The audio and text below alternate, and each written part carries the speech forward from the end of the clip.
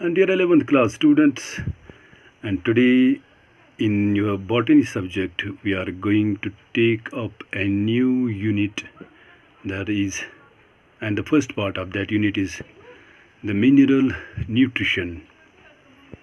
And we will take up the introductory lecture for this mineral nutrition.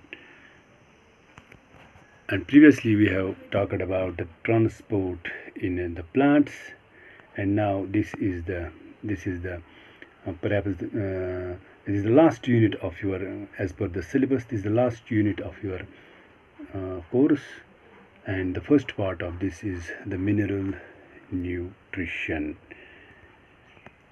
And we will firstly try to introduce ourselves. What does this mineral nutrition mean? The sum total of the processes by which a living organism receives and utilizes raw materials for building its structure and maintaining body functions is called nutrition. The chemical substances that work as the raw material for bodybuilding and maintaining its functions is termed as a nutrient. A nutrient can be simple or complex organic molecule or a mineral ion. The two are respectively called organic nutrient and inorganic nutrient. Carbon dioxide is an inorganic nutrient for the plants. A protein component of our diet is organic nutrient for human beings. And the basic needs of all living organisms are essentially the same. And this is the point to be mentioned here, that the basic needs for all living organisms are essentially the same. They require macromolecules such as carbohydrates, proteins, fats, and water and minerals for their growth and development. And this is the chapter which is going to focus mainly on inorganic plant nutrition, wherein you will study the methods to identify elements essential for growth and development of the plants, and the criteria for establishing the essentiality. And you will study the role of the essential elements, their major deficiency symptoms, and the mechanism of the absorption of these essential elements.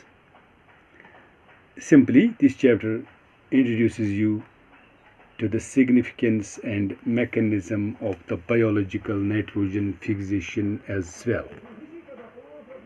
And the mineral nutrition is the study of source, mode of absorption, distribution and metabolism of various inorganic substances or minerals by plants for their growth, development, structure, physiology, and reproduction. In fact, plants mostly absorb their nutrients in the form of mineral ions from the soil and utilize them as the source for their development. The first study in inorganic or the mineral nutrition was carried out by Van Helmont in 1648. He observed that in 5 years the soil lost 56.7 grams in nourishing a young seedling to form a small tree. However, he did not know the significance of this observation.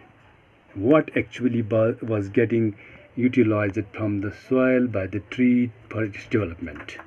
Glauber and Mayhew in 1656 got increased plant growth on the addition of saltpeter, that is potassium nitrate, to the soil. And Woodward in 1699 was the first to propose that soil provides mineral ingredients for nourishing plants.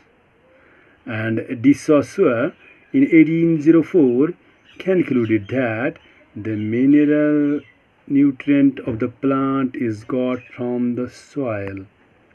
And Liebig in 1840 clearly depicted the essentiality of the mineral nutrition.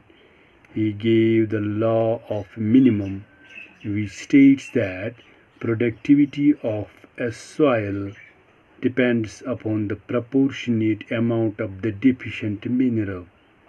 A German botanist Julius Sachs in 1860 demonstrated for the first time that plants can be reared from seedling state to mature state in a nutrient solution even in the absence of soil. And this was the introduction about the mineral nutrition, and inshallah we will move ahead with the methods to study the mineral requirements of the plants in the coming lectures.